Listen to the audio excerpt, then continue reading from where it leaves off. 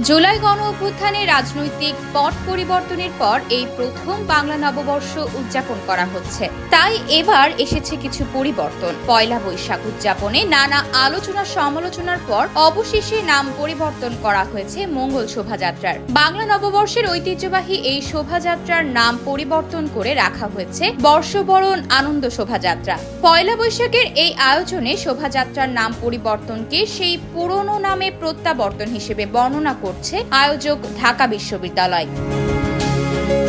1989 সালে যখন চারুকলায় প্রথমবার বর্ষবরণ উপলক্ষে শোভাযাত্রার আয়োজন হয়, তখন এর নাম ছিল আনন্দ শোভাযাত্রা। চারুকলার এই আয়োজনের অনুপ্রেরণা এসেছে আরও আগের আরেকটি উদ্যোগ থেকে। 1986 সালে যশোরে চারুপীঠ নামে একটি বেসরকারি শিল্প সংগঠন প্রথমবারের মতো বর্ষবরণে আনন্দ শোভাযাত্রার আয়োজন করে। সেই আয়োজনে পাপেট, বাঘের মুখোশ, লোকবাদ্য সহ নানা রঙিন শিল্পকর্ম ছিল, যা পরে ঢাকার আয়োজনকেও প্রভাবিত করে। 1996 সাল থেকে এই আনন্দ শোভাযাত্রা মঙ্গল শোভাযাত্রা নামে পরিচিতি পায়।